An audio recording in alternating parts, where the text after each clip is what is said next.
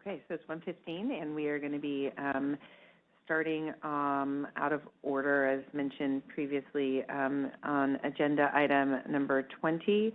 We'll be hearing on petition for reinstatement for Dr. Hong Rak Park. I apologize if I said any of that incorrectly.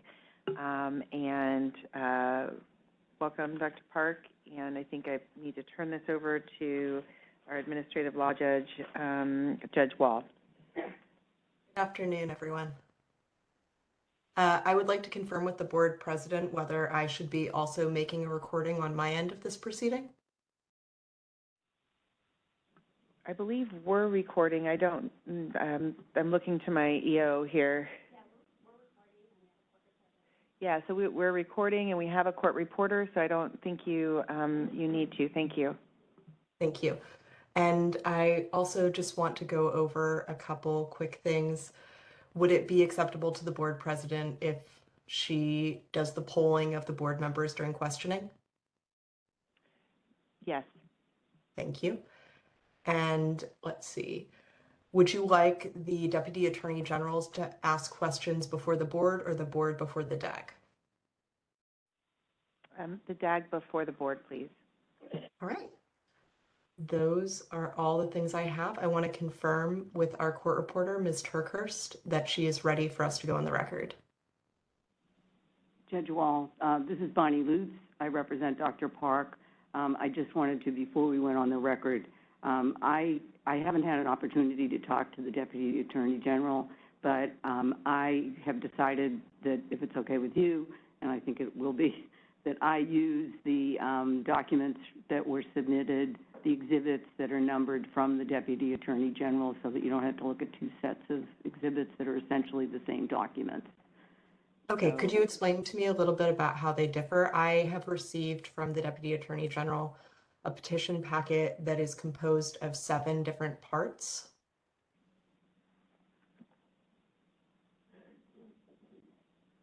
Well, I'm just talking about the exhibits. So I'm talking about the exhibits from the Deputy Attorney General that are numbered 1 through 9, I believe. And it's been my experience with these hearings that it's, since we both have the same documents, but they might be numbered differently, that it's just easier for me to go ahead and use the ones that were already numbered by the Deputy Attorney General. Okay, I see what you mean, and I see that there are different exhibits within the PDF that I have divided up. So let's go with what the Deputy Attorney General has provided. Thank you. Okay. All right, thank you. I just want to confirm with Ms. Turkhurst, if I could, that she is able to hear us and ready to go on her end. Yes, I'm ready. Thank you. Thank you, Ms. Turkhurst. Good to see you again today. See you. All right. Mr. Stone, anything before we go on the record? Okay, thank you. So we will begin. Actually, I'm sorry, this is the moderator. Mr. Stone, is it possible that you could get like closer to your mic? You were really quiet when you spoke. You're still a little quiet. I think I will have to speak up. I'm not sure if I can get closer to the microphone. Okay, that sounds much better. Thank you. Okay. Thank you. All right, we are on the record and we are here today to review one petition for reinstatement. This matter is being heard before the Veterinary Medical Board, Department of Consumer Affairs, State of California. May I please have each member of the board identify themselves for the record to establish whether a quorum is present.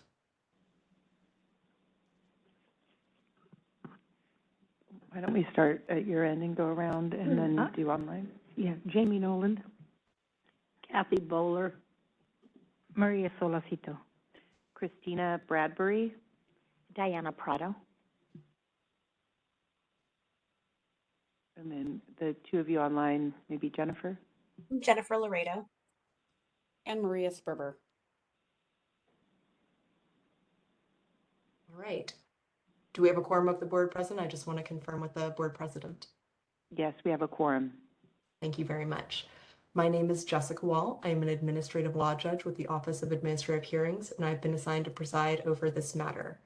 I will now call the matter of the petition for reinstatement filed by Hong Rak Park, agency case number 4602-02-30-00452. OAH case number 2022110128. May I please take the appearance of the Deputy Attorney General? Yes, thank you. Good afternoon, Your Honor. Deputy Attorney General Jeff Stone, for the Office of the Attorney General, appearing pursuant to Government Code Section 11522, not as attorney for the Veterinary Medical Board, but rather as the attorney for the people of the state of California, and to provide Your Honor with whatever information we can to assist in determination in this case. Thank you, Mr. Stone. And I see that the petitioner is represented. Could I please have the appearance of his counsel for the record? Yes, Bonnie Lutz on behalf of Dr. Park, and Dr. Park is also present. Thank you. Could you please spell your last name for the record? Yes, my last name is Lutz, L-U-T-Z. Thank you. All right. So we will, as petitioners represented, we will go straight into openings if they wish to be given. So I'll go with petitioner's counsel. Do you wish to give an opening? Yes, Your Honor.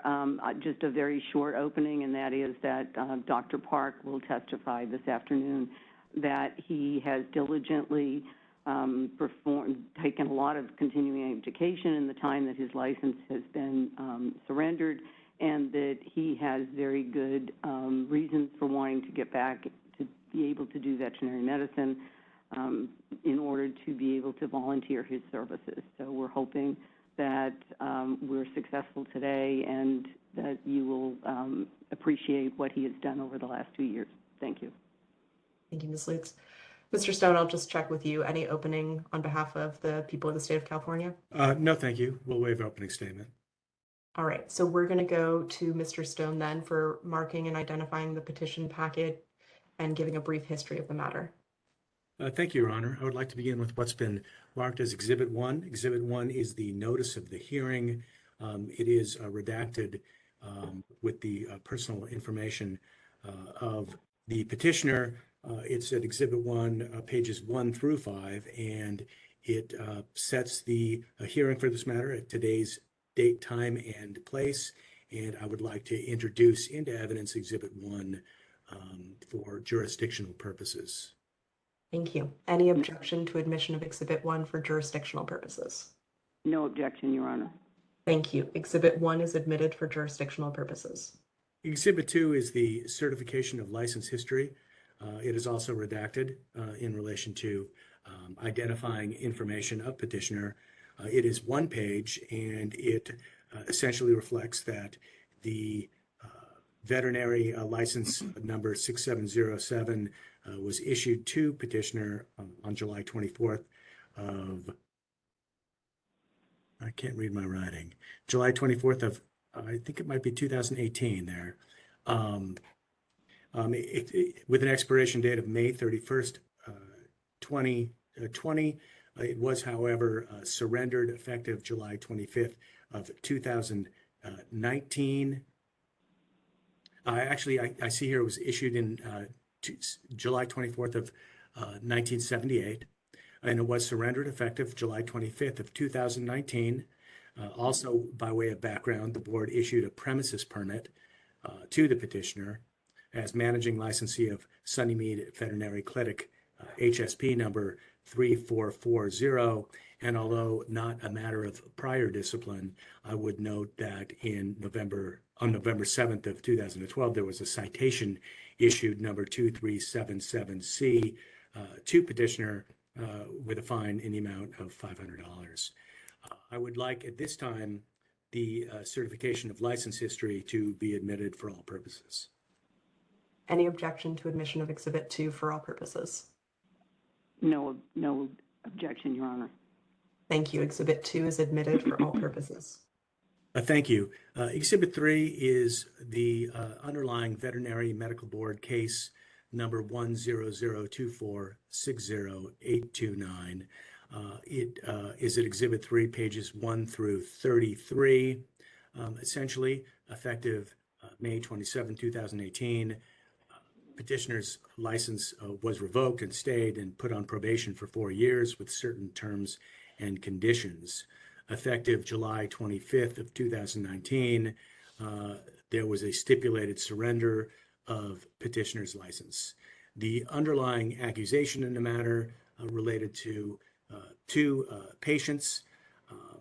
There were, as to the first patient and consumer, record-keeping violations, failure to exercise minimal standard of practice, failure to use humane treatment, and unprofessional conduct. Regarding the second patient, there were also record-keeping violations, failure to establish veterinary client-patient relationship, failure to exercise minimal standards of practice, negligence, and unprofessional conduct. At this time, we would ask that the underlying discipline pleadings and records be admitted into evidence for all purposes. Any objection to admission of Exhibit 3 for all purposes? No objection, Your Honor. Thank you. Exhibit 3 is admitted for all purposes. Exhibit 4 is the petition for reinstatement submitted by a petitioner in this matter, and it consists of pages 1 through 3. And at this time, I would ask that the petition for reinstatement be introduced into evidence for all purposes. Any objection to admission of Exhibit 4? No, Your Honor. Thank you. Exhibit 4 is admitted for all purposes. Thank you. Exhibit 5 is a one-page statement from petitioner that was submitted along with his petition. And at this time, I would ask that the statement be admitted as administrative hearsay. Any objection to admission? No objection. Mr. Stone, you're asking for the statement from petitioner to be admitted as administrative hearsay? Yes. Okay. Does petitioner's counsel have any objection to admitting it as administrative hearsay? No, Your Honor, because I'll lay a foundation when I get to question Dr. Park. Understood. Exhibit 5 will be admitted as administrative hearsay. Exhibit 6 is a one-page document consisting of petitioner's CV or resume. And at this time, we would submit Exhibit 6 into evidence as administrative hearsay. Any objection to admitting Exhibit 6 as administrative hearsay? No, Your Honor. Thank you. Exhibit 6 is admitted as administrative hearsay. Exhibit 7 consists of documentation relating to petitioner's continuing education that was submitted along with the petition at Exhibit 4.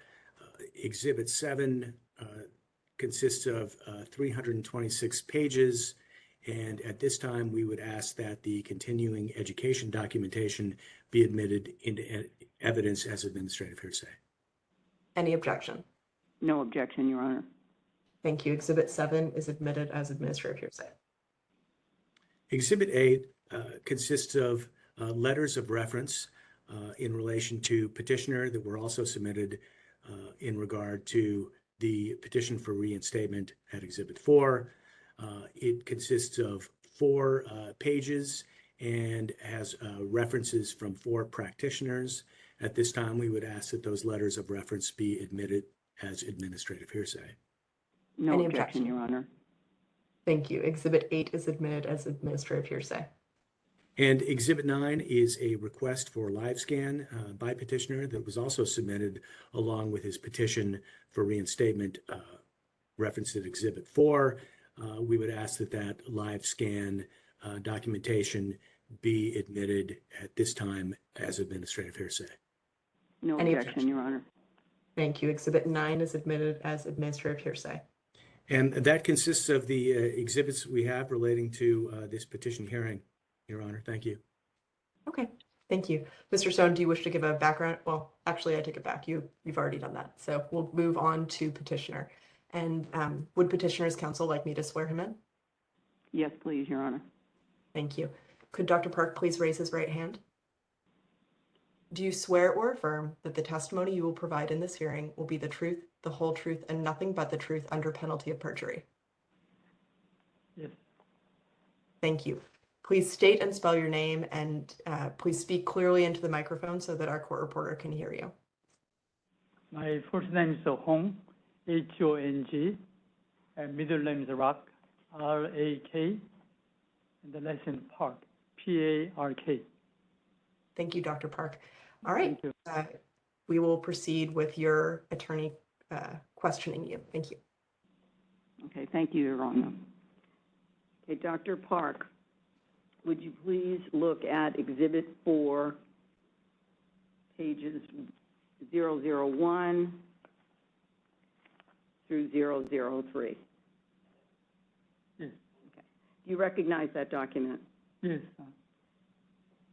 Is part of this filled out with your printing? Yes. Is that your signature on page 4-003? Yes. Is everything true and correct on this document? Yes. I call your attention to page 4003, number 6. You see that? You see what I'm referring to? Yes. Okay. And for the record, that line 6 says, had your licensing manager's premises permit been disciplined, and it's since the effective date of your last veterinary medical board disciplinary action. No. Okay, No. let me, please wait for the question. Okay, go ahead. You have checked yes. Mhm. Do you believe, as you sit here today, that your licensing manager's premises permit was disciplined after the discipline that you received by surrendering your license in July of 2019? No. What was the date, effective date of your surrender of your license in 2019? July, I don't remember the date, but July. Okay. And do you recall what month the premises permit was? September. Okay. Yes. And was the fact that the premises permit was revoked in September when your license was surrendered in July, was that all part of the same deal that was made at the time? I don't understand. Well, was that part of the whole agreement that was made when you agreed to surrender your license? Yes. Okay, please wait till I finish my question, because the court reporter is trying to write down what we say, and they can't really get a conversation. So, so is it your understanding that the revocation of the premises permit that was done in September 2019, that was part of the agreement when you surrendered your license in July? Yes. Okay. So, in effect, is this, what you checked yes, is that in effect really no rather than yes? Yes, right. Sorry about that. Okay, I'm going to request that the Exhibit 4, pages 001 through 003, be entered into evidence for all purposes. I believe we have Exhibit 4 for all purposes. It's 5 through 9 that are administrative hearsay. Okay, thank you. I'm just going on automatic pilot there with trying to make sure that they all get in. Thank you, Your Honor. Okay, look at 001, where it says disciplinary information, Dr. Park. Is that where you've checked no? Is that a correct answer? Correct. And on page 4-002, under continuing education, did you participate in a lot of continuing education during the time that you have not had a license? Yes. If you look at Exhibit 4-002, since your license was surrendered, have you acted as a veterinarian? No. Have you been employed since your license was surrendered? No.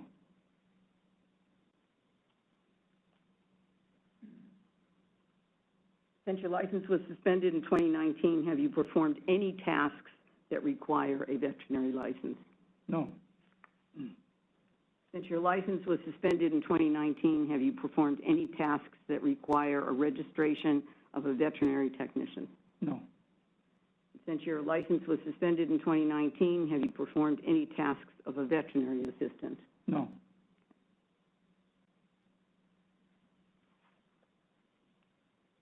Have you been employed by anyone since you surrendered your license in July of 2019? No. Okay, if I can have you look at Exhibit 4, page -003.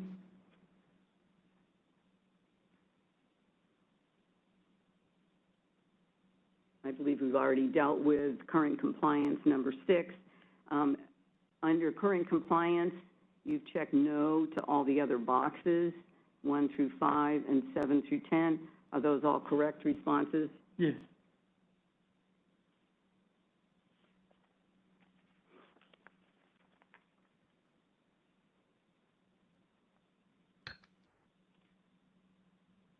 Was there any cost recovery ordered when you surrendered your license? No. Thank you.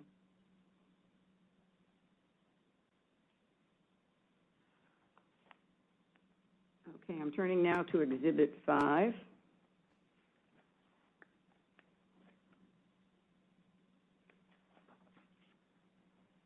Exhibit 5 page 5-001. Do you recognize that document? Yes. Did you prepare it? Yes. Is that your signature at the bottom? Yes, ma'am. Is everything true on this document, Exhibit 5-001? Yes. I'd like to request that Dr. Park's written statement be entered into evidence for all purposes. Mr. Stone, any objection to that? You're muted.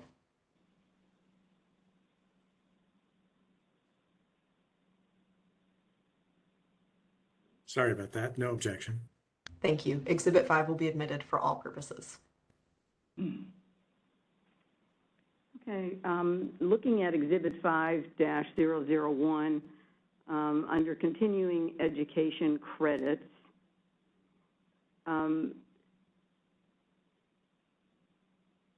approximately how many hours of California continuing education credits have you earned since your license was surrendered in July of 2019? I did more than 80 hours. Okay. And Dr. Park, would you talk into the microphone? I know you're Yes, trying I'm to sorry. answer me, and I understand, but it'll Yes. make it easier Yes, for the court reporter. Yeah, more than 80 hours. Okay, thank you. And can you tell me, did you attend any veterinary conventions in 2019? Yes, at Chicago conference. I attend about 20 hours. I don't remember exactly.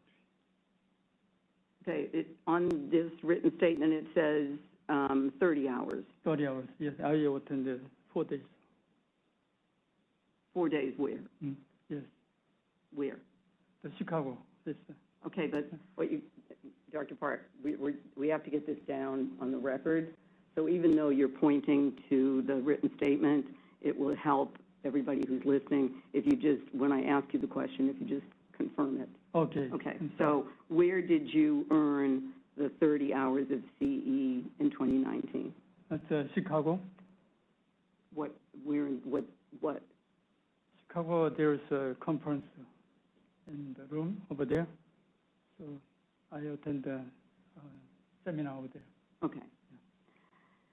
And do you read? Sorry, I didn't hear that last, this is a reporter, I didn't hear that last part. There's a conference, the room over In there, I attend what? The Chicago, Illinois. Dr. Park, why don't you describe for the court reporter and for everybody else listening exactly what you attended in 2019 in Chicago, and speak into the microphone, please. There's a Chicago conference, and there's a marine building, I think, by the lake, and I attended there for 30 hours. Did you earn 30 hours of continuing education? Yes, I got a certificate. Okay. Yes. And again, let me finish my question, please, before you respond. Sorry. Yeah. Okay. Do you read clinician's brief? Yes. How often do you read it? Just every day. Okay. And would you just describe for the record what is clinician's brief? It's kind of a journal from the veterinarians, and then just a brief for all the information relevant. And I just interesting various thing, and that's the new technique and all the new information. Just every day, maybe 30 minutes, 1 hour, I read the journal. Instead of reading newspaper, I read the journal every day. Okay. And today, go ahead. You also read today's veterinary practice? Yes, You read that every day? yes, every day. And do you participate in webinars that are put on by Clinicians Brief? Yes, Are they done over the internet? internet, yes, And are they race approved? yes. Do you belong to your local veterinary medical association? Yes, What is the name of that? the Orange Belt, Please let me finish my question. I'm sorry, What is the name of that local VMA? the Orange Belt, the Veterinary Medicine Association. It's in Riverside, California, Do you go to the meetings regularly? just once a month. Do they have, how often do they have meetings? Once a month, every third Tuesday.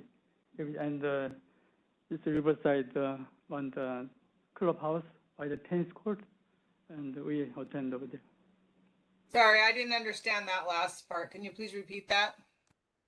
We have the Orange Belt Veterinary Meeting Association, the once a month, every third Tuesday, start from 7 o'clock, usually finish around 8:30 or 9, and just a 1 hour credit, but we share the dinner together, and all our colleague veterinarians have a meeting once a month.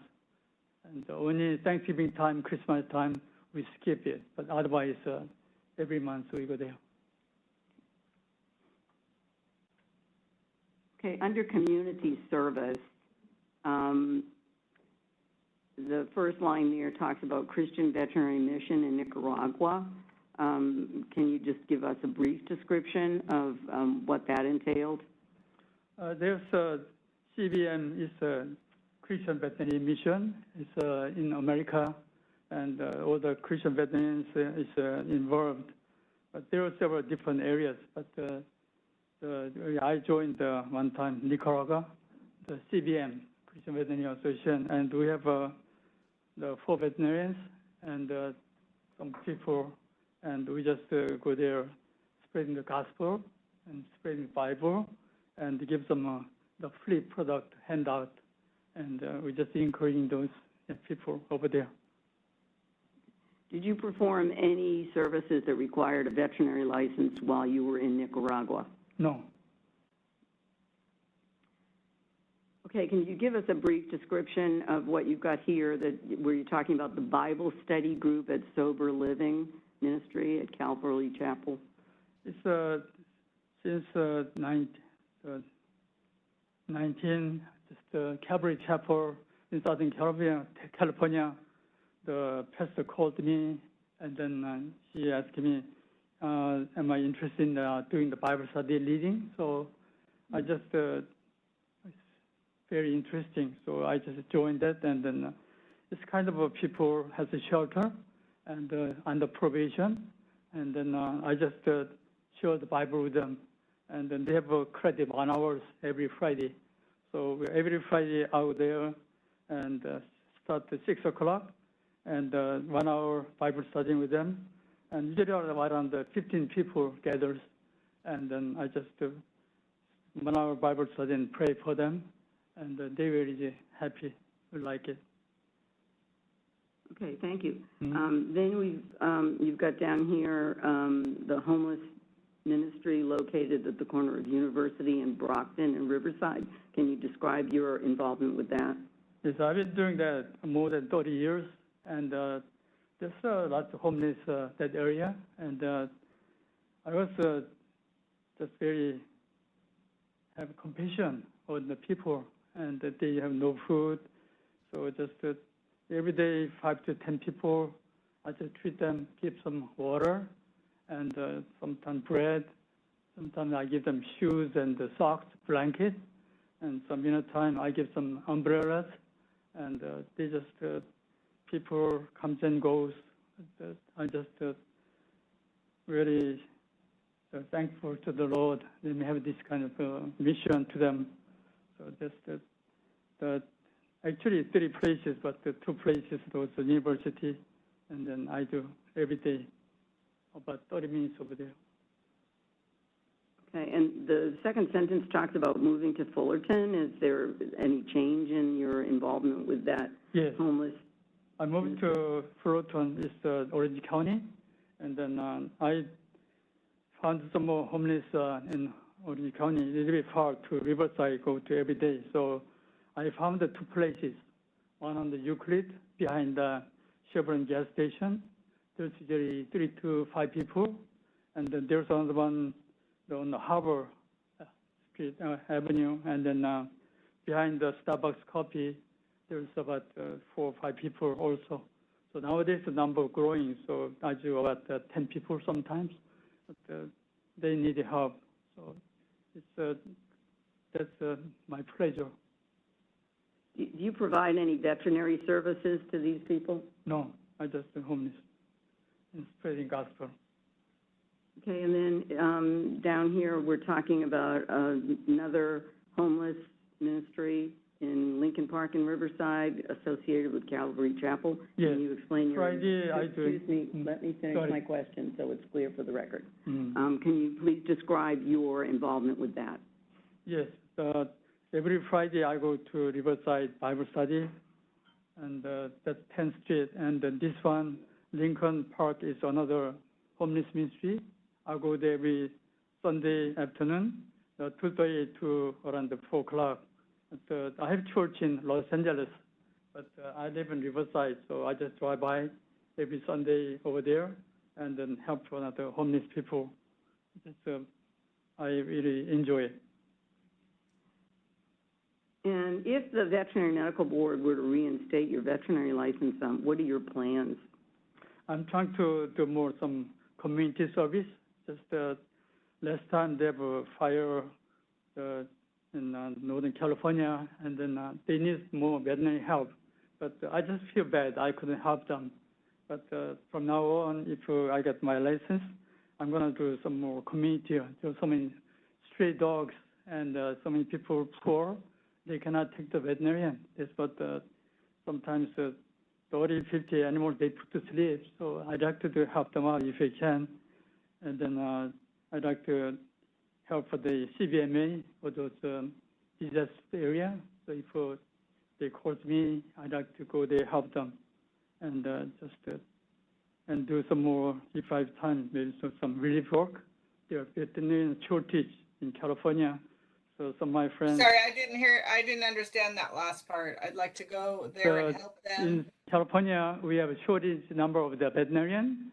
So some of my friends wants to go vacation, but they cannot because they cannot find any relief work. So I just, if you have time, maybe help them here and there, but I cannot do work all day. So I'm there all the time. So just whenever I'm okay, available, I can afford. But still, my main thing is the homeless ministry and my Bible study, and then that's it.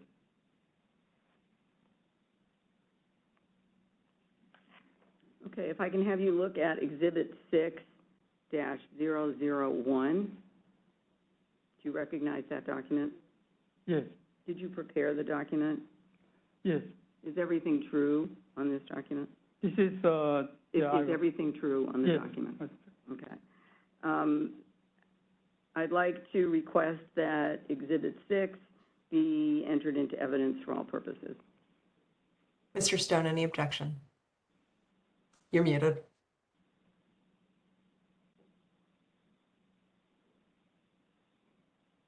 You can also press the space bar. That'll quickly unmute you just for when you press it. Thank you. No objection. Thank you. Exhibit 6 will be admitted for all purposes. Thank you. Okay, when were you first licensed in California? 1978. And did you own Arlington Animal Hospital? No, I work for Dr. Hamilton. Can you spell the doctor that you worked for? The Marion Hammarlund, Hammarlund. Okay, thank you. Uh-huh. Were you the owner of Sunnymead Veterinary Clinic? Yes, ma'am. And what years did you own Sunnymead Veterinary Clinic? 1981, August, Through when? through the May 22, 2019. I worked about 38 years.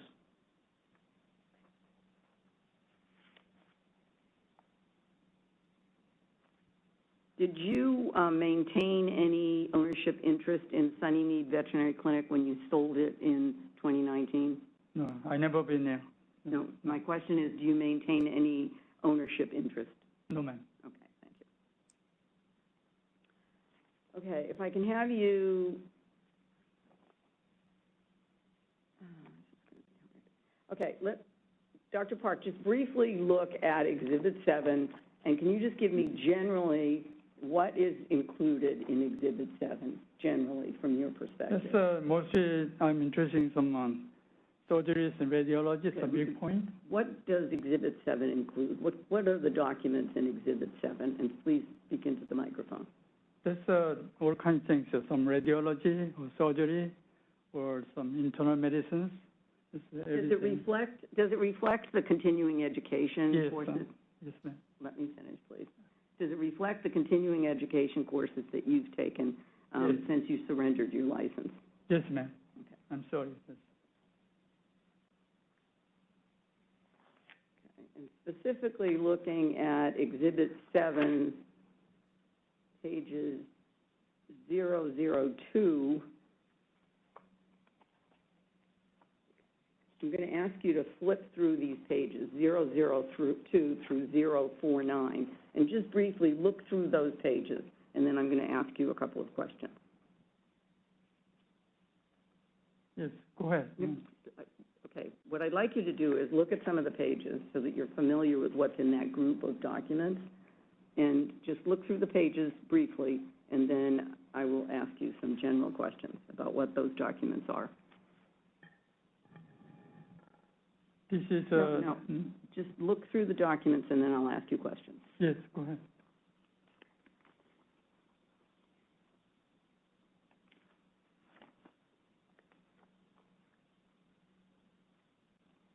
Okay, so looking at Exhibit 7, pages 001 through 012,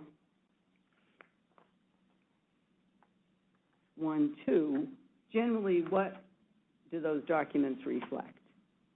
Not specifically, but generally. This is communication program skills. Okay, I'm asking you generally, what are those documents? This is communication with the client's skill. Okay. And the Are they certificates of attendance? certificate. This is certificate. Okay. Are all the documents in Exhibit 7, pages 1 through 12, Yes. are they all certificates? All certificate, and then the ratio approved. Okay. And what do those certificates show? Just how many hours I joined and the proof. Just if you can call the company, but this is my certificate, give to them, so I can give to the state board. Okay, so are you saying that you attended continuing education courses and received these certificates of completion? Yes. Let me finish, please. So, did you attend continuing education and receive these certificates of compliance? Yes. I can have you look at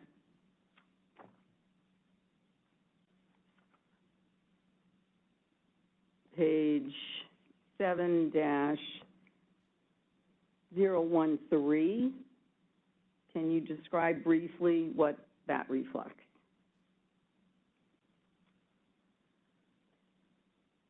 This is continuing education in Chicago. Did you attend? No, this is the web. I'm sorry. This is for the seminar through the Zoom. So.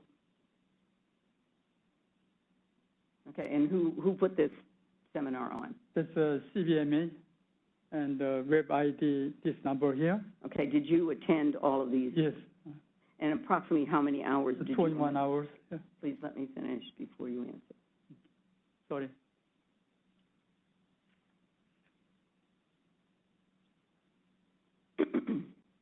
Do you know approximately how many hours of continuing education you completed in 2021? 2021, Yes, approximately. about 30, 36, 40 hours. Please speak into the Or microphone. 36, 40 hours. I don't remember exactly. Okay, thank you. And after you filed the petition that we're here to discussing today, did you continue to attend continuing education? Yes, I did 16 more hours. Do you recall when this petition was filed? Petition, This petition that we're here for today? I don't remember the dates. Yeah. Okay, but was it filed on or about in July of 2022? Yes.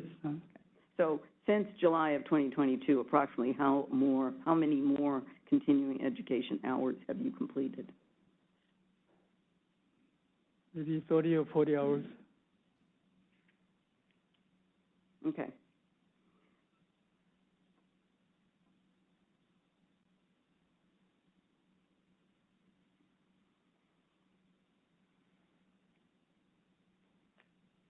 If I can have you just briefly look at the documents that are labeled Exhibit 7-052 through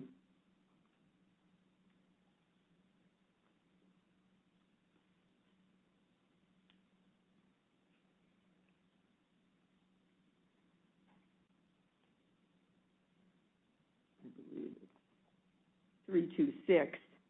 Can you generally tell me what's included in those documents? This is very interesting. I just made a copy of them, and I just repeat to study more and more. I cannot catch everything, but just kind of new information. So I just save them for my reference. Where did these documents come from? That's from journal.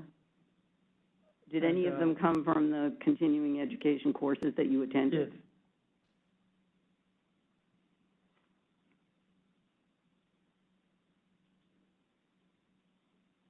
How did you choose which continuing education courses to attend since the time you've surrendered your license to the present day? I've been doing lots of surgeries, but I just more interested in those the weak area, the radiology or internal medicine, and those ultrasound. Sorry, sir. Can you start at the beginning? I didn't understand your answer. Yes, I just trying to learn more things, improve for my veterinary knowledge. So I just choose it, radiology, some ultrasound, and some other surgery areas. But I just choose those things and trying to improve more for my future. And what was your purpose in taking, strike that, were you under any requirement to take additional continuing education courses after your license was surrendered? I'm sorry? After your license was surrendered, did you have to go and take any continuing education courses? No, I just did for myself. Okay.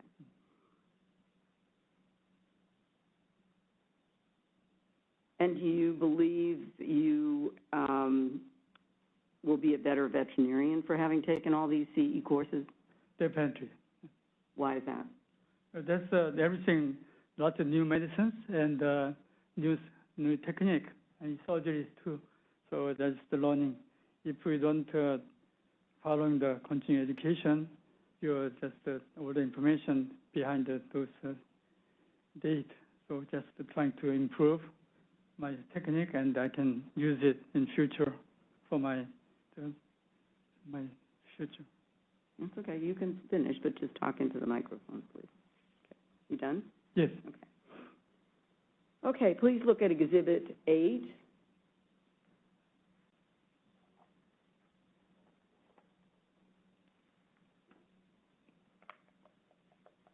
And can you flip through those pages, please, just briefly, and then I'll ask you some questions?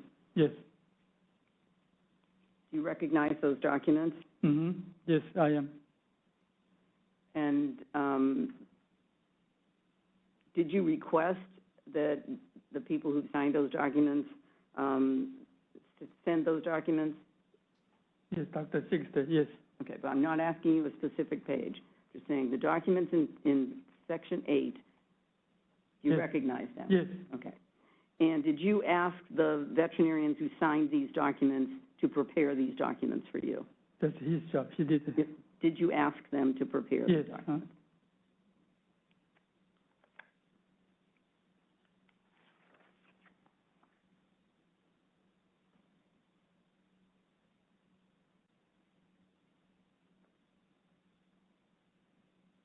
Okay, if you look at page Exhibit 8-001,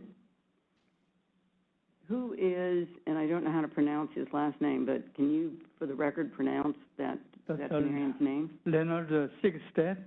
That's his veterinarian in San Bernardino, Loma Linda. How do you know him?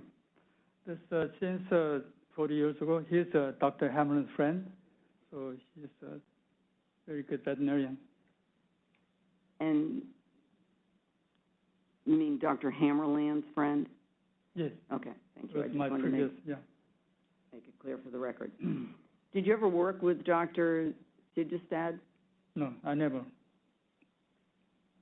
I'm going to ask that we please spell out the name of that doctor for the court reporter. Thank you.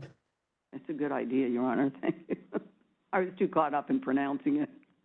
Okay, the name is Leonard, Leonard, and the last name is Sigdestad.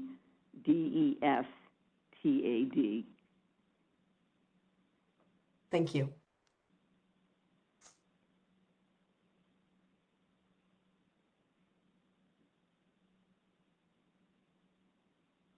Is Dr. Sigdestad a managing licensee of a veterinary hospital currently?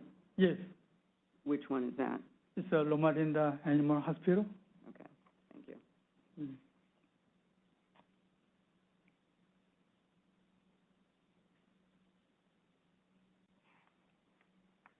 Okay, and if I can have you look at Exhibit 8-002. Who signed that document? Dr.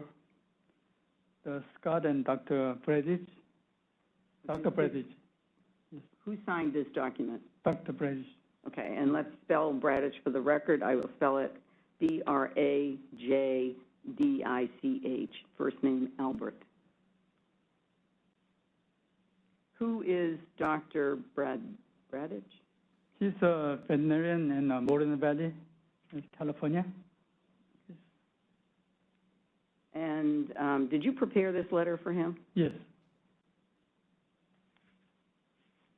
Did you ask him to sign it? Yes, I asked him. Have you ever worked with Dr. Bradich? No, How often do you see him? around 5 times a year Where do you see him? at the veterinary meeting,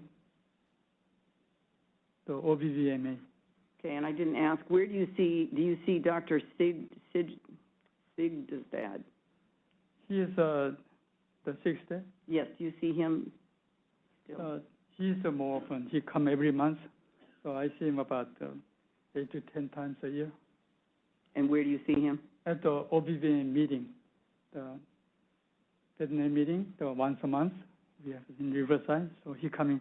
He never skipped the meeting.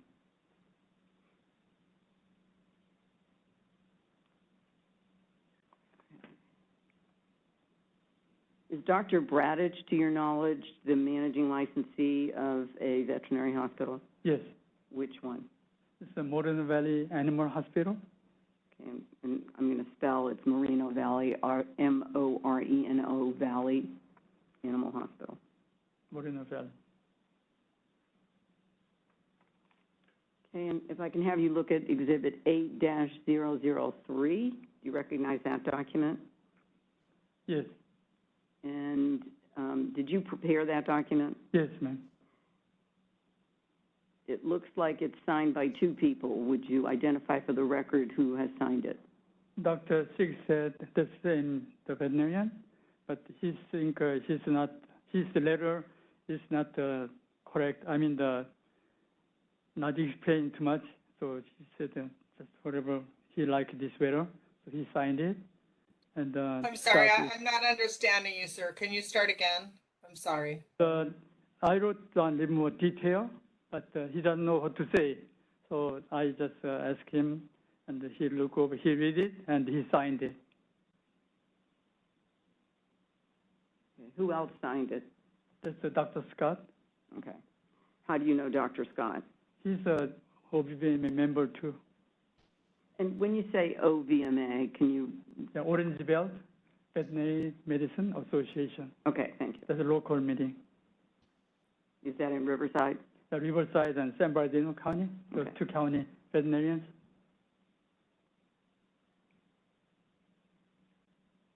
And Dr. Marshall Scott, do you see him at the OVMA meetings?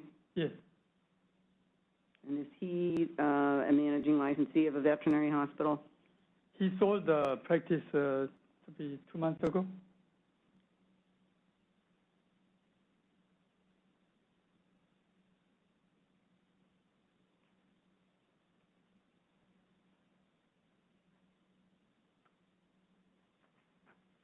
And finally, Exhibit 8-004, do you recognize that document? Yes, And did you prepare that letter? no, he's writing. Who's writing? Dr. Hamlin, he wrote down. Okay, and for the record, this is Dr. Hammerland, Hammarlund. Yes, Do you know Dr. Hammerland from the OVMA? no, he was my previous employer, so I worked for him about 40 years ago. 1976 to 1981, I worked for him. Do you see him now currently? Yes, Where do you see him?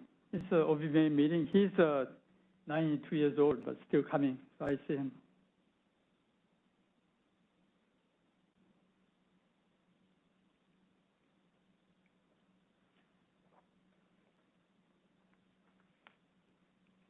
Can I have you please look at Exhibit 9? It's specifically page 9-001. Do you recognize that document?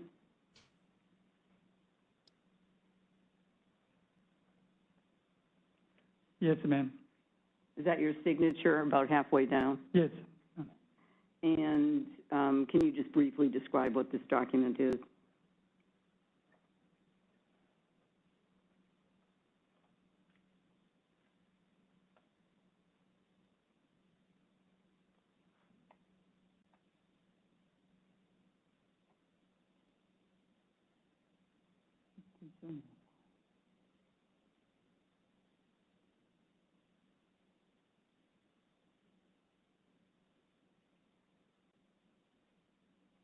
Oh, this is my fingerprint guy, and they did a live scan. I'm sorry, that's. Speak into the microphone, But please. this is I paid $84 for fingerprint. So is this a document you submitted in anticipation of being able to get your license back? Yes, ma'am.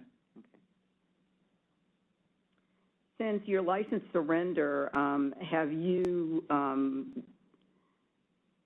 worked in any capacity? No.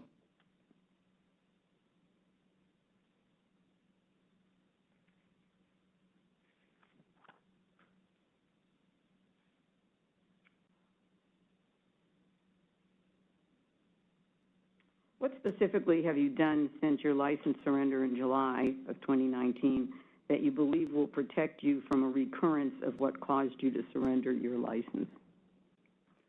I just do my work, read the journals and the continuing education, and homeless ministry, and then the church involved. That's it. But what have you done specifically that will enable you to successfully practice as a veterinarian without getting into trouble again with the board? That's why I'm trying to do so many continuing education, and then I'm learning new technique, and I'm trying to do more work for the community and help other people, and do some more work for the homeless ministry. That's all my project. During this time, have you increased your knowledge of veterinary medical records and what's required to be in the records? Yes, ma'am. I learned lots of things from the journal and then internet, and I just developed lots of improvement. Okay, thank you. That's all I have. Thank you. So we will now go to Mr. Stone if he has any questions for Dr. Park.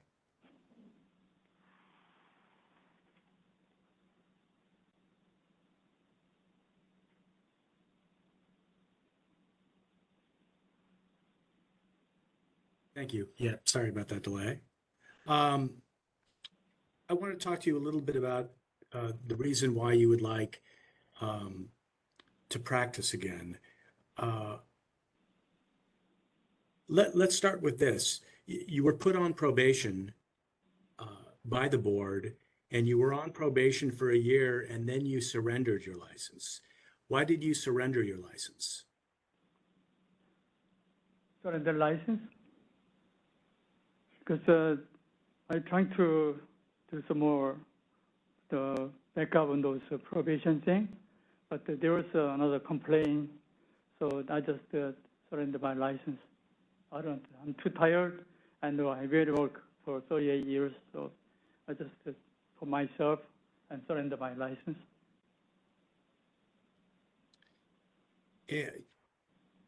And why do you feel that you are better prepared now to be a veterinarian than you were when you surrendered your license? I'm sorry, I can't.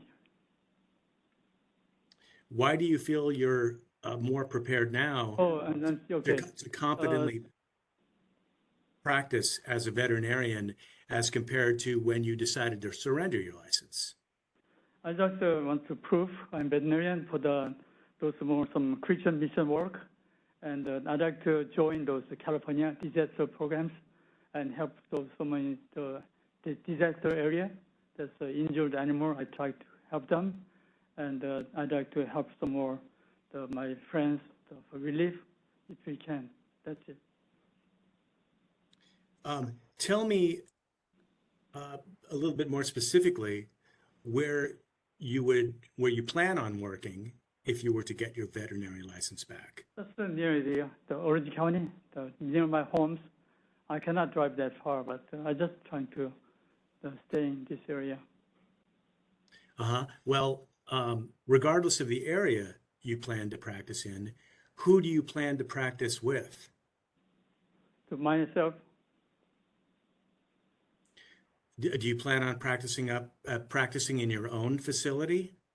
No. I'm not gonna do that kind of thing. No, I'm trying to save some more animals and the shelter, and then some relief work, and help those community if they help. And then I'm gonna contact those animal shelters. Sometimes they need help too. So I'd like to help the community. So you'd like to work at animal shelters, is that right?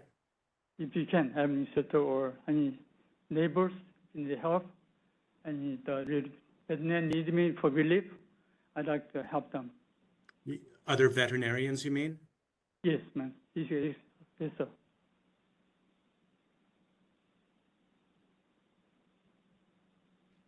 Now, you had mentioned that there were no costs associated with the surrender of your license, but I notice, and this is at Exhibit 3, page 14, that when you were placed on probation, you were assessed costs in the amount of $3,337.50 and fines in the amount of $2,500.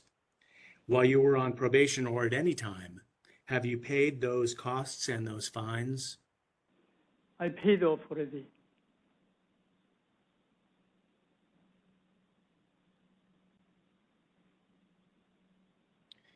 Now, regarding the underlying accusation,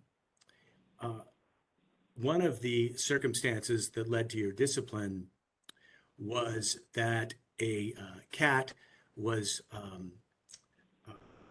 a consumer brought a cat in for you to declaw the front claws, and you got that cat mixed up with another cat and performed a surgery to spay that cat, and the cat was already spayed. Can you tell me what you've learned since then that will eliminate the possibility of that type of mistake happening in the future? I'd like to talk to the owner before I do anything, the surgery, and then I'm going to explain to them and do the thorough checkup, physical exam, and some blood test, and then just to make sure that's confirming, and then I'll talk to them after surgery also. So just I'm going to trying to thorough checkup and blood testing, and just double check, write down more things on the record. So I'd like to do just more pay attention to record keeping. Is there a reason why you were not attentive to the patient records and to communicating with consumers in the past when you were disciplined? That's my mistake. I just trying to correct the problems, and I'm not gonna the same thing repeat anymore. So just make sure thorough checkup and record keeping, and confirm with the client, talk to them more before, after surgeries, if you can, and then I'd like to confirm everything. They just happy.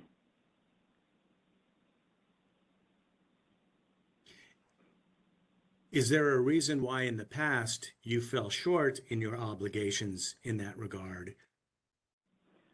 So by myself, and it's hard to find another associate veterinarian, so I just kind of overloaded.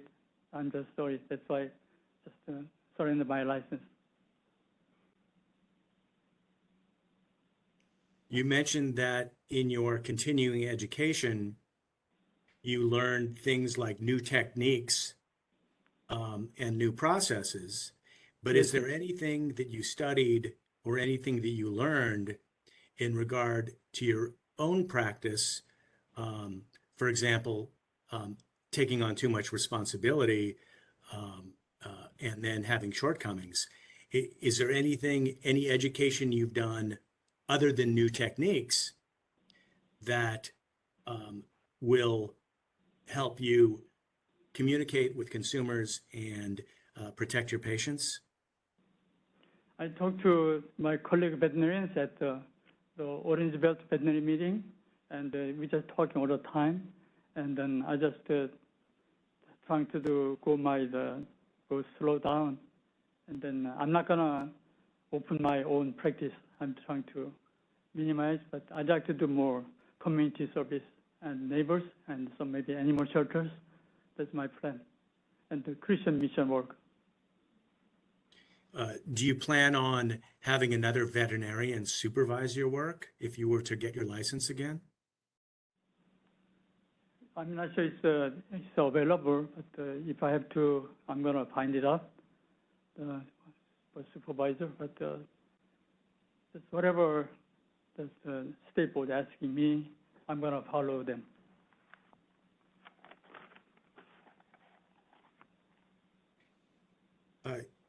You provided several letters of reference in Exhibit 8. Did you prepare those letters and have the people sign them, or did they prepare those letters themselves? The exhibit page 8, number 001. The Dr. Six said that he made this letter himself. Okay. Dr. Six said. And the next page, this I prepared, and Dr. the badge he signed, the 002 exhibit. And the exhibit 3 is I prepared, and 003, that's I prepare, and Dr. Scott signed.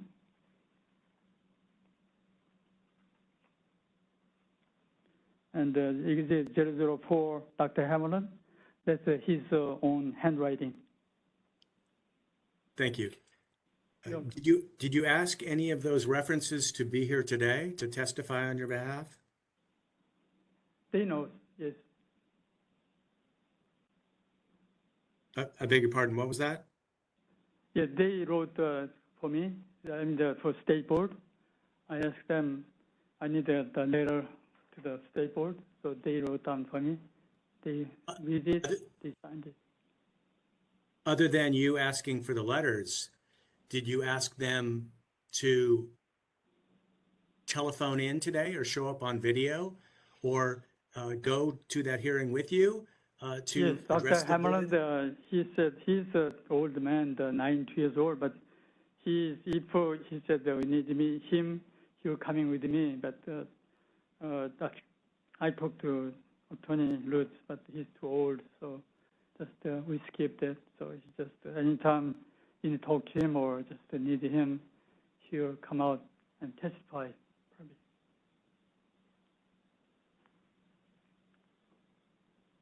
What about the other references that you have? Did you talk to them about providing testimony for you? Yeah, you can talk to them, but they're veterinarian. They have their own practices, so I cannot ask them. They can come out to Sacramento. But you can talk to them through the phone anytime.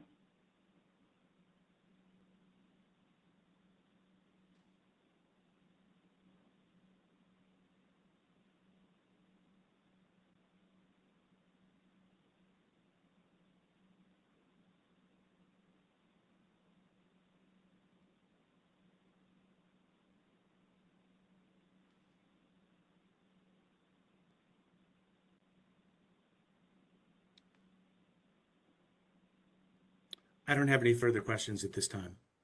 Thank you. Can we please have the board president poll the other members of the board to see if they have any questions for Dr. Park? Yes, Your Honor. Thank you. I think we'll go around. Dr. Nolan?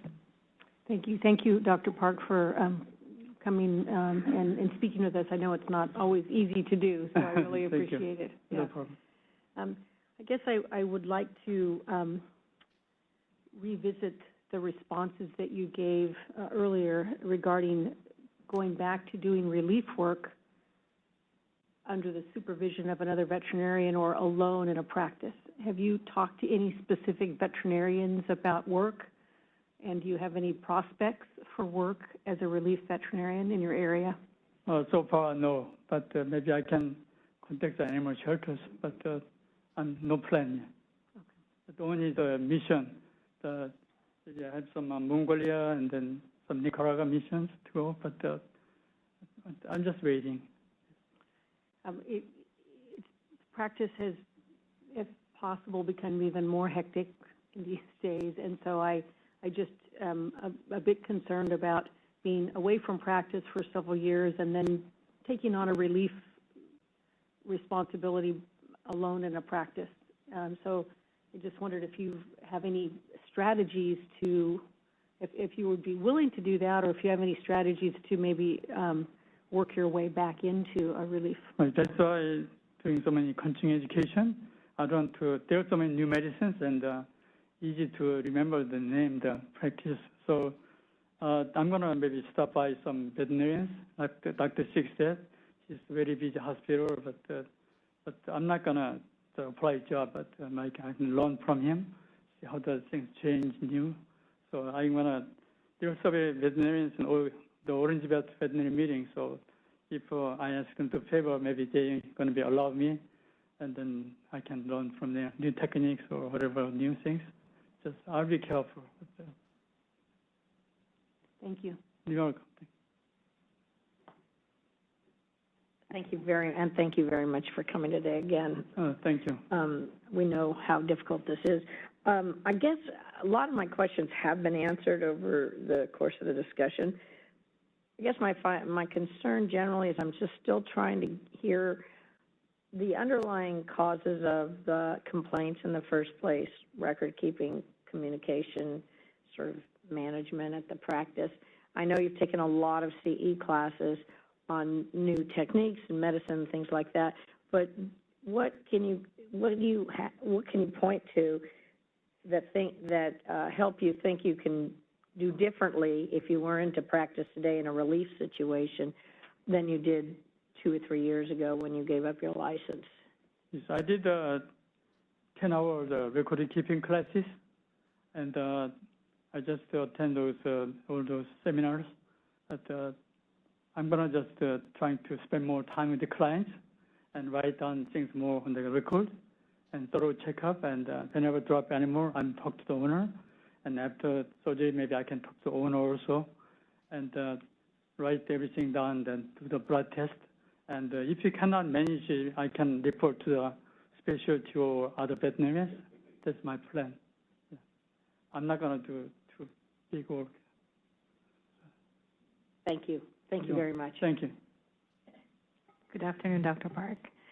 So first of all, I am really finding it admirable that you have expressed your intention of doing more outreach and mission work from what I heard. But I just wanted to make sure, have you worked at a shelter in Orange County or anywhere else?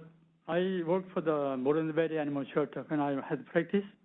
They bring lots of hit by a car, those animals on the street, and some other shelter, but I never employed over there.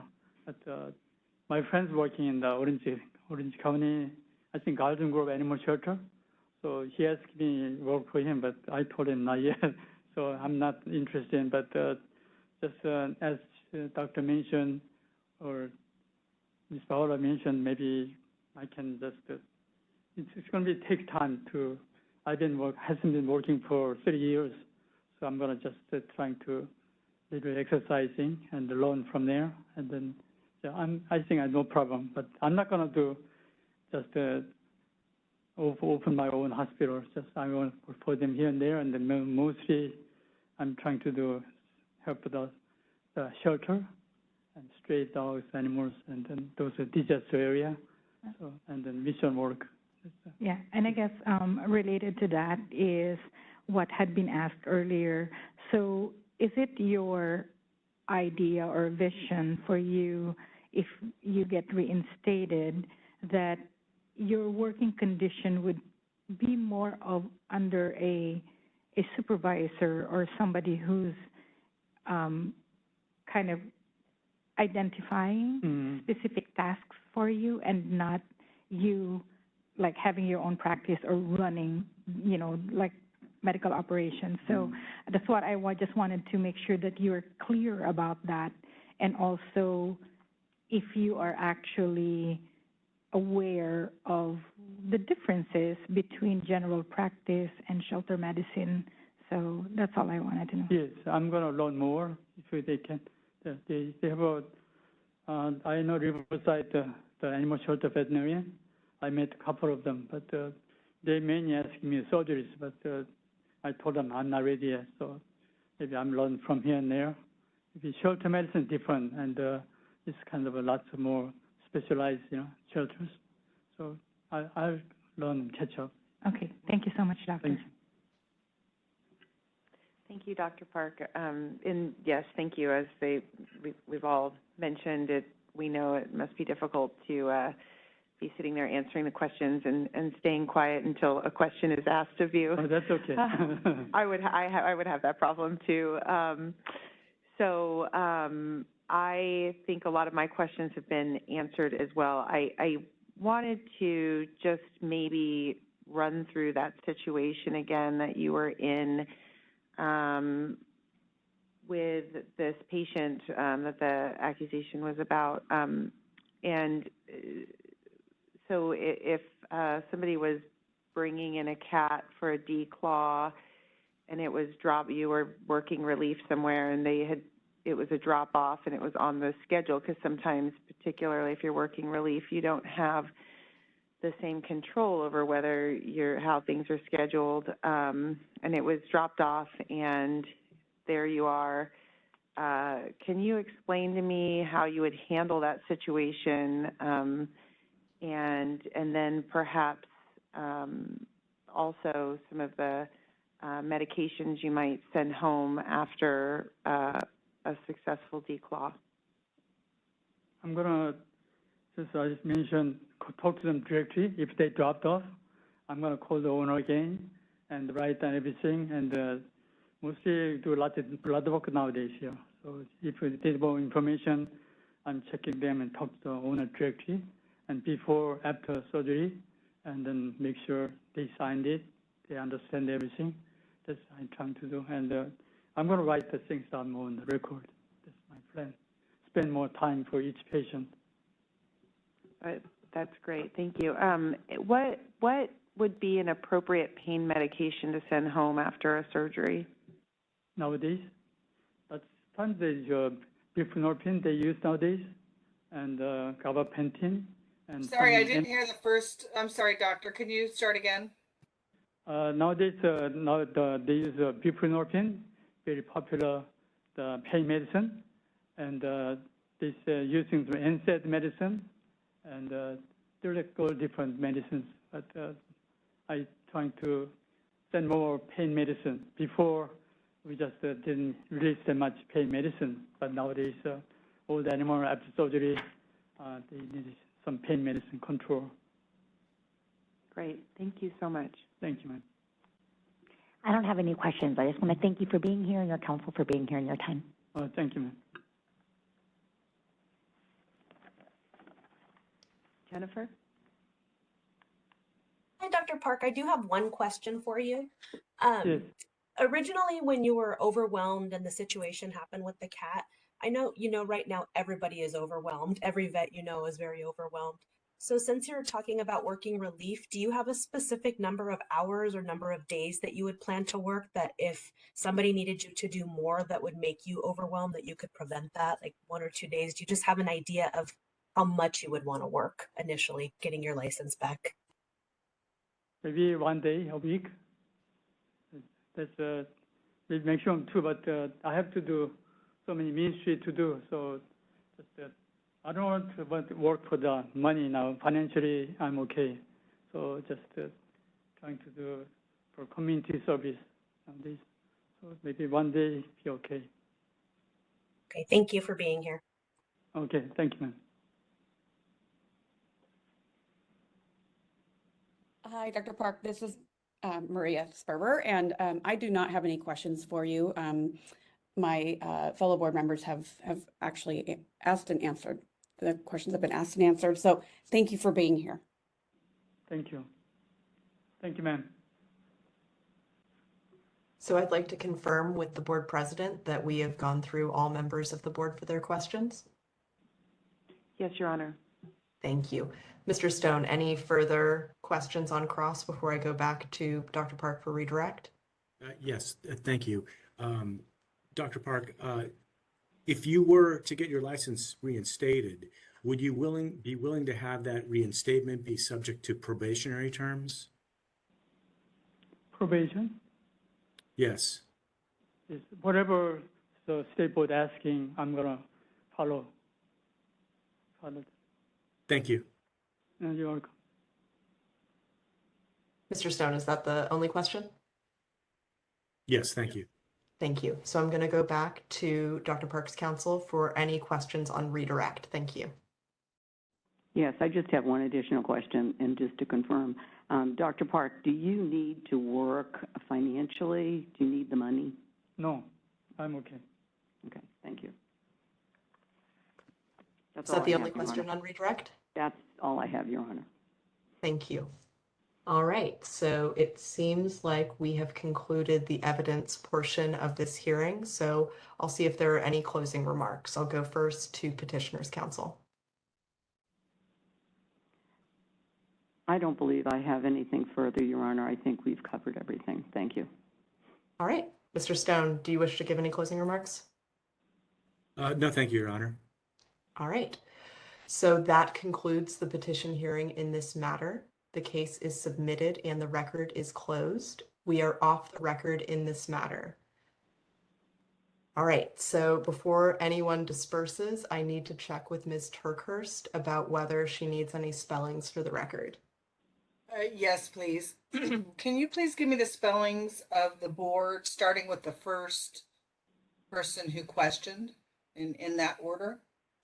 Yeah, I think we started with Dr. Nolan. So if Dr. Nolan and then after her could please state and spell their names. Yes, Dr. Jamie Noland, Jaymie-Noland.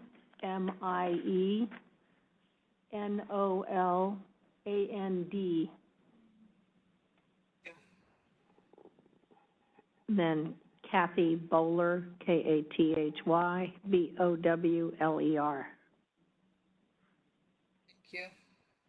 Next person was Maria Solacito, Mariasolacito. Christina Bradbury, Christina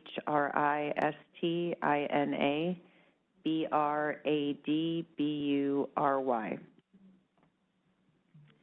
And then this is Diana Prado, Dianne, last name Prado. And Jennifer Laredo, Jennifer Loredo. And Maria Sperber, Maria SP as in Paul, ERBER. Thank you. And then who is the president, the board president? Christina Bradbury. All right, that's all the questions I had. Thank you. Can I get the end time and number of pages from Ms. Turkhurst? Yes, I have the ending time as 2:35 and the pages approximately 65 pages. All right. Well, thank you all. I think I'll take direction from the board president, but generally we move into closed session and need to clear the room. Is that how the board would like to proceed? Yes, please. All right, so I will let you all handle it in the hearing room, and I'll say goodbye to both petitioner's counsel, and Mr. Stone. Thank you. Thank you, Your Honor. Thank you, ma'am. Thank you, Your Honor. Thank you, everybody. Thank you. All right, thank you. Thank you, Ms. Turkhurst. And to all those participating from the public, we are going to go into closed session. We will be reconvening after closed session to complete the rest of the reports on the agenda.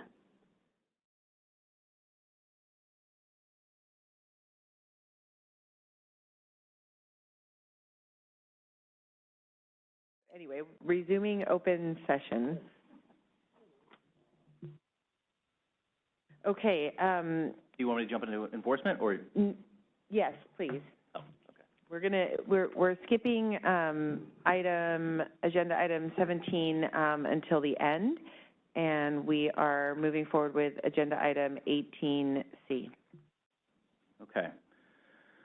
So for the enforcement report, unfortunately Patty's not here, but Matt and I are just going to kind of doublemint twins this part of it, so we'll probably just go back and forth on different sections.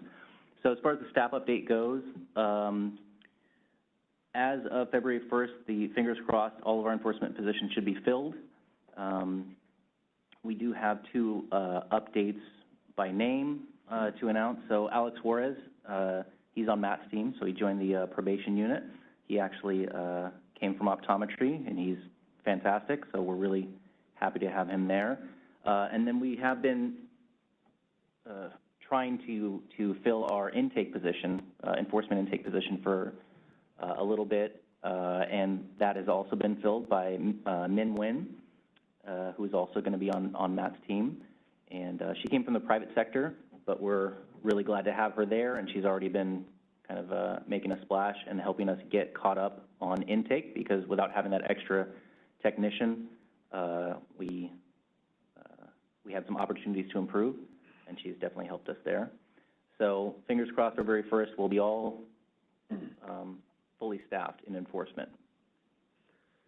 For inspections, routines have resumed. As reported by the board in October, initial routines are kept at a conservative level in order to monitor inspection workload and ensure staff can process the resulting workload efficiently. We continue to work with OIS as they explored various other platforms developing the mobile inspection application. The staffs also work with DCA's Office of Organizational Improvement Office to update inspection process and develop high-functioning requirements to present in OIS's request for information that was disseminated to the vendor community in November. On December 14, 2022, the first mobile inspection demonstration was held on-site at DCA headquarters of the vendor Acela, is that how you say it? On January 10, 2023, a demonstration was held virtually with visionary integration professionals at our Inspect Pro platform. Additional demonstrations are scheduled later this month with vendors Salesforce and Tyler Tech. Staff will continue to update the board as vendor selection at a future board meeting. I'll just do a quick step in. I've been participating in each of these demonstrations from the various vendors.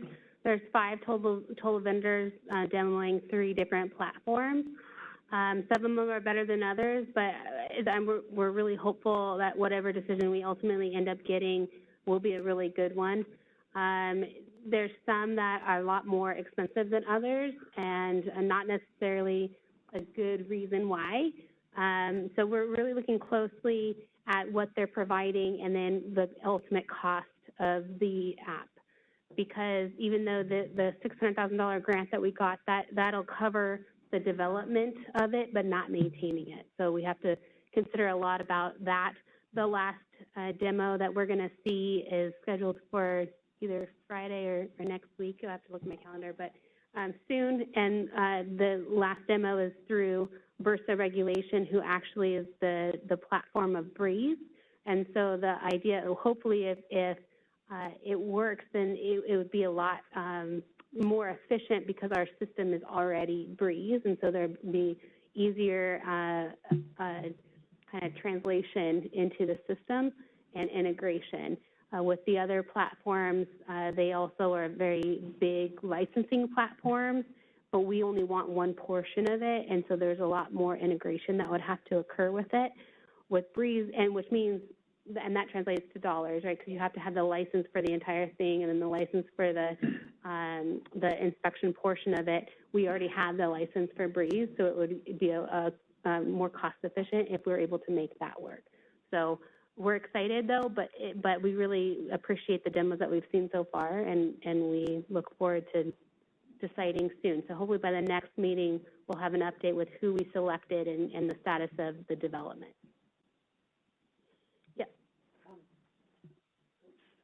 Thanks. It's really exciting to hear that you're that far along in these demonstrations and the RFPs.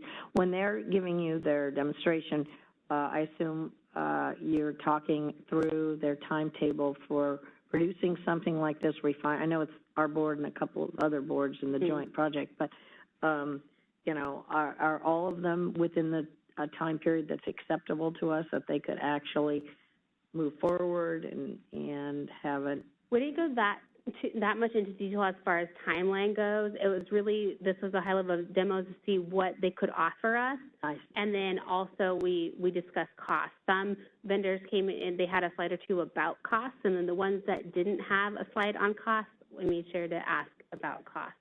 But typically, if they didn't have a slide on it, there was a reason.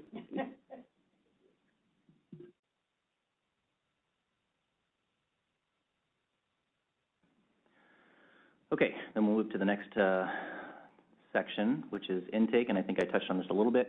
The cycle times for intake are a little bit higher than we'd like them to be, but they should be coming down now that we filled that intake technician position, because it was just one person who was dealing with the complaints. And based on the feedback I've gotten from our techs, I think we're at a much more comfortable position to handle those complaints, emails, voicemails in a timely fashion, because pretty much everything we get in enforcement is time sensitive. Let's see, we've received 792 complaints so far, and that's just complaints, that's not including the convictions. And if we straight line that out, it looks like we're going to have more complaints that we received than we received last year by a little bit. So, although you never know, I know we have ups and downs, but it looks like, and I think this is what I said, you know, a while ago, this is just kind of the new normal, where we're getting 1,700 complaints a year. The good news is it's not like a significant increase that we're used to seeing. It does look like that it tends to be leveling out, which is helpful for us for planning for enforcement purposes later on, because if we're not, before it was more of unknown, like we don't know how much it's going to jump this year, but since it's leveling out, it makes it easier to plan ahead for when and how we can attack this backlog once and for all. Right. Yeah, that's a really good point. That's exciting. And then it looks like, I'm sure you're going to say this, but how that you're closing more cases than right. you're receiving, which is also an encouraging right, metric. yeah. The last month, I think we had probably I think from all the data I can find, the most amount of closures we've had in a month ever. And obviously the staff is working really hard, so I want to thank them for that. And since the beginning of this fiscal year, we've seen our pending complaints, they've been declining, ever so slightly. I think that there's, we're able to kind of take care of what we receive, but they are starting to go down, which is nice. I know that it was, and this is another section that I'll touch on briefly, but, obviously the bottleneck that we are running into is with our subject matter experts, and that's something that I am certainly noticing with a lot of pending complaints. So that's starting to pile up a little bit, and obviously that's going to affect some of our closures and that kind of situation. So let's see. We also have issued 16 citations thus far, and right now we're going through basically December, so we're half the fiscal year at this point. We referred 63 cases to the AG's office, which is going to be more than we did last year, and I'll let Matt take over for the next part of this. Yeah, we also conducted enforcement inspection webinars on November 10th, 2022. They were well attended with over 350 licensees in attendance. And given the success and the positive feedback we've had, we're planning on having additional webinars for 2023. We reported in October that the enforcement staff was all taking the National Council on Licensure Enforcement and Regulation, or the National Certified Investigation Inspector Training Program through the Council on Licensure Enforcement and Regulation. We completed the two-part in-person basic and specialized trainings in November of this year, so that was pretty, or not last year, not this year, obviously. In December, the board's continuous improvement team was initiated, so management is seeking to encourage staff to have continuous improvement mindset driven by staff members. We're asking staff to kind of self-nominate if they'd like to be part of that and, give feedback on how we could improve things.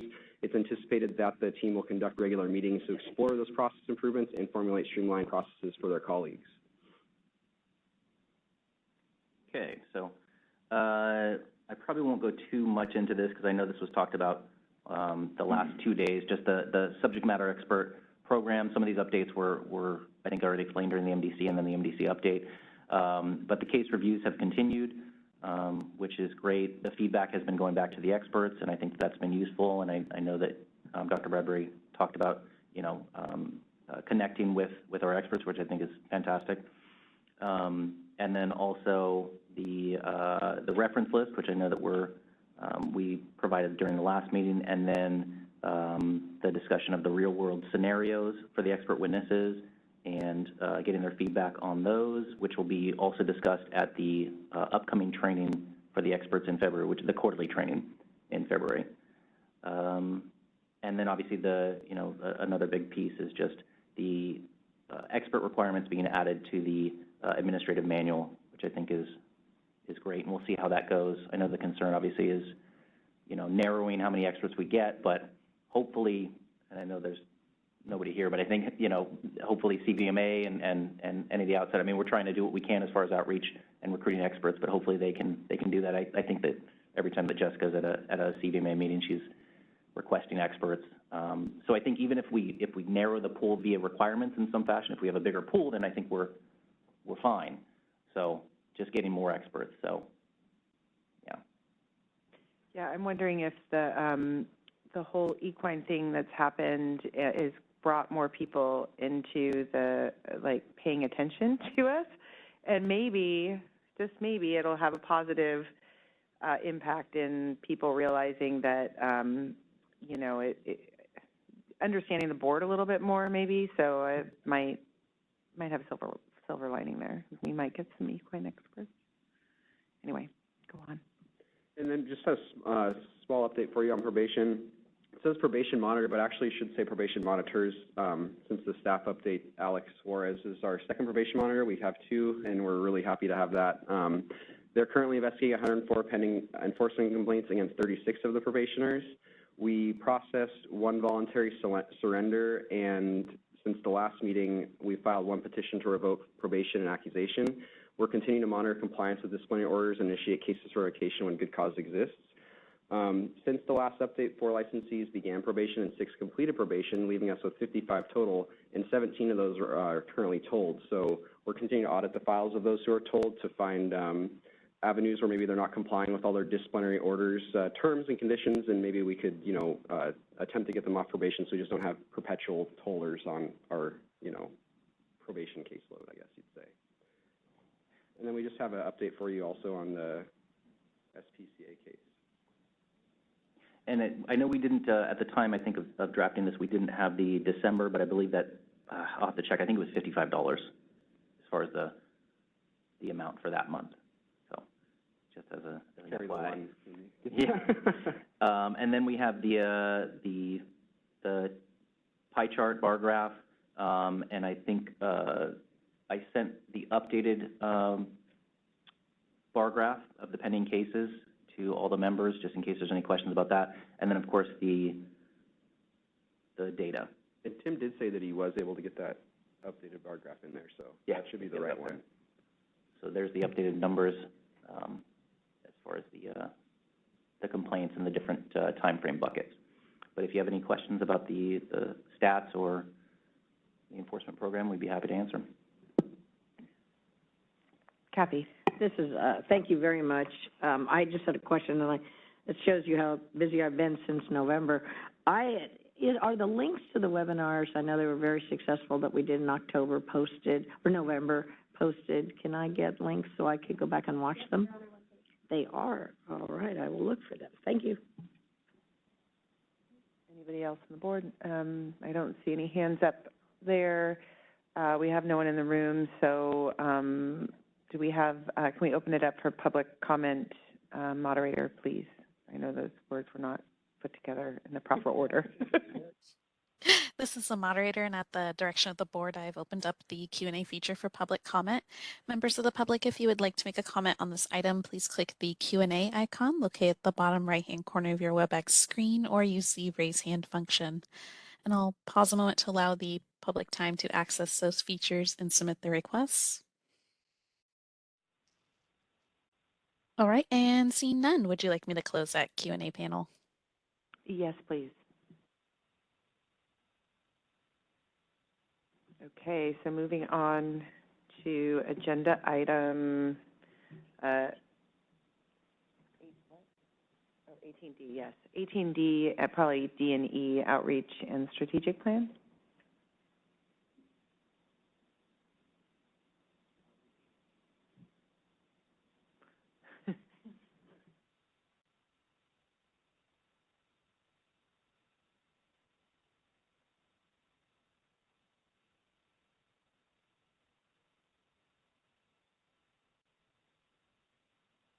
Do we need to get you a microphone over there? Yeah, no, we'll need Jeff to come up here. Oh, got it.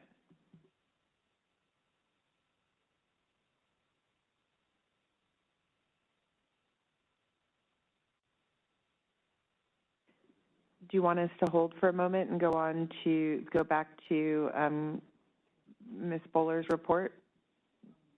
Okay, let's do that. Agenda item, I don't have my agenda in front of me now. 17. Thank you. Agenda item 17. All right, thank you. Really quick, just an update, the AAVSB and the ICVA, working with all the jurisdictions, are still trying to work through and I've spoken about this before, it's another removal of a barrier about candidates taking the NAVLE having to choose their jurisdiction first, which they can take the NAVLE 10 months before graduation, and sometimes they have no idea where they're going to go. So it's just an additional burden to make them choose that. we're working with all the jurisdictions, the states and the provinces to remove that, and it'll be, but I don't think that's really going to go into effect for at least a year and a half by the time we get that done. On the ICVA, you've heard a ton about that today. The only quick thing I will say is, which is good, I think, hopefully for the profession and for consumers, is that we are testing more and more candidates our testing was about 5,900 candidates in the fall window of 21, and that was also an extended window for about 6 weeks. Even though you extended, everybody scheduled it for the very last couple of weeks, which is typical. But that's about a 9% increase from fall of the year before. So it's both the schools, there are new schools coming online accreditation-wise and attempting to, and also some schools are increasing class size. We are extending the spring testing window again because of still some of the lingering COVID complications, and that window goes from, the testing window goes from 4/3 to 4/22, and then we'll present the full year because we look at the fall and the spring as one complete cycle in October. So I really, that's it for ICVA, I think. Okay, thank you. Any comments from the board? All right. Moderator, can you open it up for public comment? This is the moderator, and at the direction of the board, I've opened up the Q&A feature for public comment. Members of the public, if you would like to make a comment on this item, please click the Q&A icon located at the bottom right-hand corner of your WebEx screen, or use the raise hand function. And it appears there are no requests for public comment. Would you like me to close that Q&A panel? Yes, please. Did you have something you wanted to say, Dr. Solicito? Nope. Oh, sorry. Okay. Okay. I think you're up, Jeff. Going back now to agenda item 18D.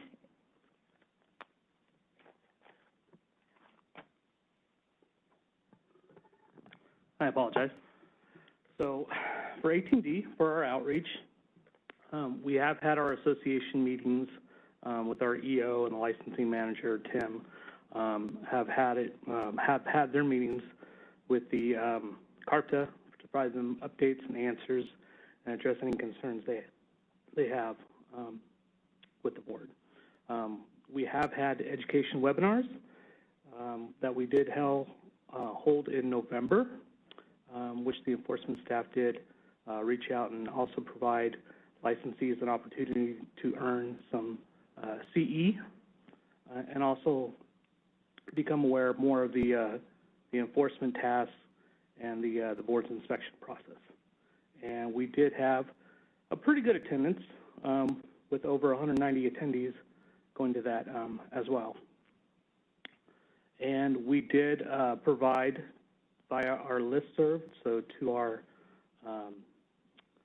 individuals who have subscribed to us, information as well about the loan repayment program that's provided out there. That way some of our licensees can have a better understanding of ways to get some of that money back that they spent so hard so many years to earn that degree. So we've tried to push that out as well to our population. And if you're not aware, that provides up to $25,000 per year for a total of $75,000 over 3 years for that to be part of that loan repayment program.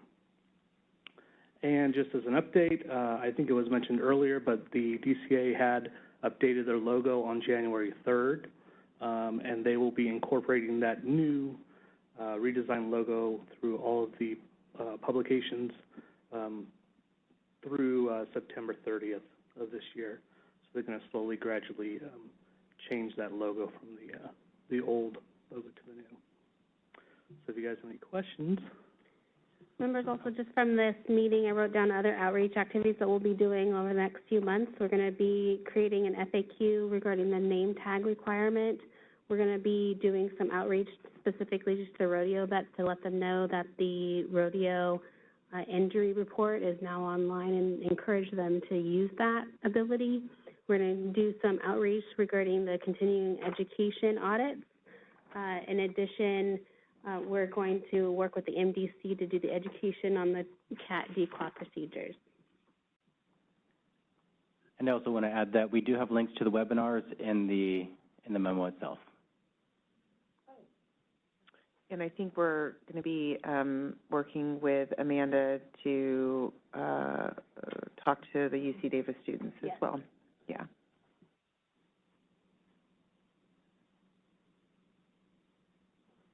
Okay. Any questions? I don't see any hands up there. Moderator, can you open up the questions to the public?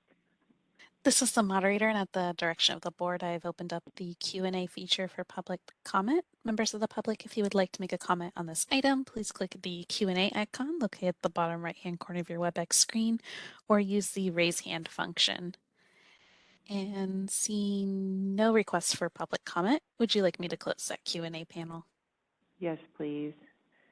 Are you going to do the strategic plan? Okay. Thank you so much, Jeff, and thanks for all your help these few days. Thank you. So really quickly, members, the strategic plan is very much the same from the last meeting. There were a couple updates regarding the subject matter experts and the subcommittee meetings. I realized, though, when looking at this, it's not clear where it was updated, so in the future we're going to put it in red so you guys can see what was updated. Additionally, I wanted to clarify, too, because I realized after the last meeting with some of the questions that I got that not all members were here when we created the strategic plan, right? And so there was some confusion of what the actual board strategic plan was versus this action plan. And so in the future, too, we will be providing a link to the board's actual strategic plan, which is also on our website. So if anybody wants to see what the strategic plan was, it's on there. But in case anybody wants to know what the board specifically tasked the staff to do, it's under each goal has objectives listed, and it's under 1.1 and in bold as showing there. And then underneath that is what our team is saying that we specifically did to meet that goal and when we did it. And then if we also had target dates, whether it was completed. So you'll see throughout it, anything that has in bold, like this 1.2, expand citation authority, you'll see that was the directive from the board, from the strategic plan. All the bullets within that is what the team did to implement. So I just wanted to provide that clarification. Any questions? No? All right, thank you. I'm sorry, I just wanted to say that this is amazing what you've done. And I'll make this very quick, but when we did this, I think all of us were like, there is absolutely no way we are going to complete this. And yeah, because the one before was not completed, you know, and so just, yeah. With that, I think we talked about this at the last board meeting, but aren't we talking about starting another one? Yeah, so we are on Solid's calendar to start that, and we hope to have the session in October of this year. And so like the last time when we did it, we'll have to add another day onto the board meeting, so it'll be 3 days of board meetings, with that last day being the strategic plan session. Okay, so we should plan on having the Friday clear. I think so, yeah. Okay. Okay. Can we open it up for public comment online, please? This is the moderator, and at the direction of the board, I've opened up the Q&A feature for public comment. Members of the public, if you would like to make a comment on this item, please click the Q&A icon located at the bottom right-hand corner of your WebEx screen, or use the raise hand function. And I'll pause a moment to allow the public time to access these features and submit their requests. And seeing none, would you like me to close that Q&A panel? Yes, please. Thank you. Okay, I think we are at the final agenda item. We made it. to agenda item 19, future agenda items and next meeting dates.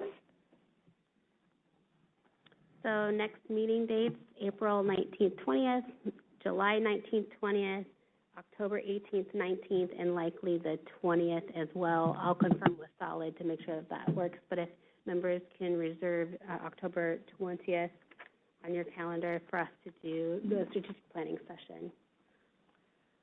As far as future agenda items, it's going to be everything MDC. Yeah, we want to, I really am hopeful that the MDC will include the work that you're all doing in that, I guess, a subcommittee about the alternative premise minimum standards. Yes. That'll stay in there. Yep. And then we could talk about this offline another time. I was just thinking about the materials from the MDC to the next day, just since we're doing that a bit differently. Yeah, and I also talked to Dr. Malone about it as well. I think because this is a brand new process that we were trying, we realized that we weren't anticipating the technical difficulties with the screens, which made it hard for you guys to see the changes that were made the day before. So our process is going to be, as soon as the MDC meeting is over, we'll be sending any changes that the MDC made to all of the members that day, so you guys have it for the meeting, so you can see it better. Great. So I think all of us will just have to watch our emails that night to have that. That would be really helpful. Yeah, thank you.